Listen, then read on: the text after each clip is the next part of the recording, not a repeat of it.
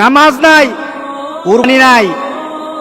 যেই ব্যক্তি নামাজ পড়ে না, যেই ব্যক্তি নামাজ পড়ে না, কুরবানি তার কোনো সফলতা আনবে না। কুরবানি তার জন্য সফলতা বয়ে আনবে না। নামাজ নাই, কুরবানি হবে না তার। নামাজ ছাড়া কুরবানি হবে না, এটাই ধারাবাহিকতা। ইন্না আতাইনাকাল কাউসার ফাসাল্লি লিরাব্বিকা ওয়ানহার। নামাজ আগে, কুরবানি পড়ে। আর আমাদের সমাজে এমন মানুষ আছে নামাজ পড়ে না, কিন্তু লক্ষ লক্ষ টাকা দামের কুরবানি ছাড়ে না। তার মানে কি?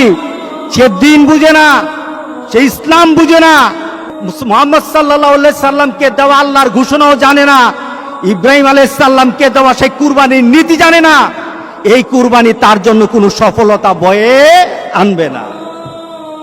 সুতরাং যারা কুরবানি দিচ্ছেন, আপনার নামাজ নাই, যারা উলামায়ে কেরাম কিন্তু বলেছেন, যাদের সাথে নামাজ নাই, যাদের সাথে নামাজ নাই, নামাজি ব্যক্তি যেন তাদের সাথে কুরবানি না দেয়।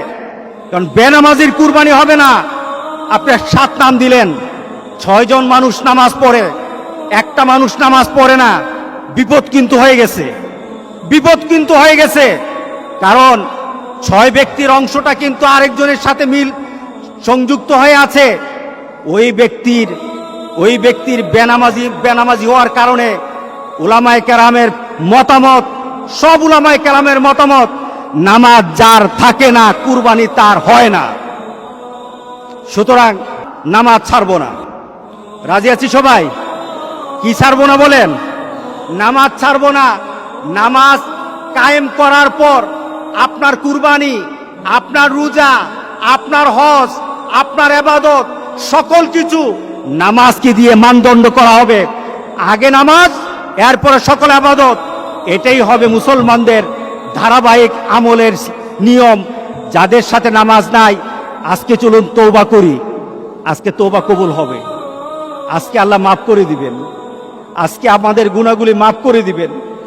আজকে তো আমরা এমন ভাবে আল্লাহর কাছে বলবো, মাবুদ, তোমার আরাফাতের ব্যক্তিগুলি আরাফাতে কেঁদেছে, এদের মনে কিন্তু সুখ ছিল না, এদের মনে কিন্তু আনন্দ ছিল না। কারণ আরাফাতের ময়দানে 10,000 মানুষ থাকে না। মুহাম্মদ সাল্লাল্লাহু আলাইহি সাল্লাম যখন হজ করে গেলেন, তখনই তো 1.25 লাখের উপর মানুষ ছিল। 10,000 মানুষ আরাফাতের ময়দানে কখনো ছিল না। আজকে 10,000 মানুষ তারা ওই আরাফাতের ময়দানে কেঁদে কেঁদে বলেছে, মাবুদ, আমরা তৃপ্ত নই।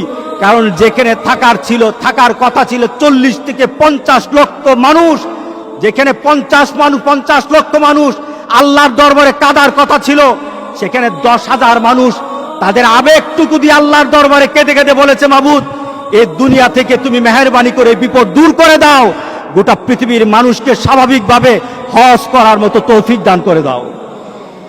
তাদের ডাক হয়তো কবুল হয়ে যাবে। আমাদের বিশ্বাস, তাদের ডাকের কারণে হয়তো আল্লাহ আমাদেরকে মাফ করে দিবেন। আজকে চলুন আমরা আল্লাহর দরবারে বলি, আজকে কয়টা মাস হয়ে গেল? আজকে প্রায় 6টা মাস আমরা যেন একটা নতুন পৃথিবীতে বাস করছি। যেই নতুন পৃথিবী সম্পর্কে আমাদের কোনো ধারণা নেই। আমরা একজন আরেকজনের সাথে মিশতে পারি না, আমরা একজন আরেকজনের সাথে কুলাকুলিও করতে পারি না, আমরা একজন আরেকজনের সাথে মুসাফাও করতে পারি না, আমরা একজন আরেকজনের বাড়িতে দাওয়াত খেতেও পারি না। আল্লাহ সুবহানাহু ওয়া তাআলা বলেন, আমার হুকুম মান। মুসাকে যেভাবে আমি বিপদ থেকে বাঁচিয়ে দিয়েছি, ইব্রাহিম আলাইহিস সালামকে আমার কথা মানার পর যেমন কুরবানি সন্তানকে না দিয়ে আমি দুম্বা দিয়ে কুরবানি করার ব্যবস্থা করে দিয়েছি, আমার কথা মানো, আমি ঠিক তোমাদেরকে ওইভাবে একটা মর্যাদার শিখরে দিয়ে দেব ইনশাআল্লাহ। ইনশাআল্লাহ আমরা আল্লাহর কাছে এমন একটা দাবি করি, আল্লাহ আমাদের সবাইকে ওই ধরনের ঈমান এবং মানসিকতা আল্লাহ সবাইকে দান করুক। সবাই বলেন আল্লাহুম্মা আমিন।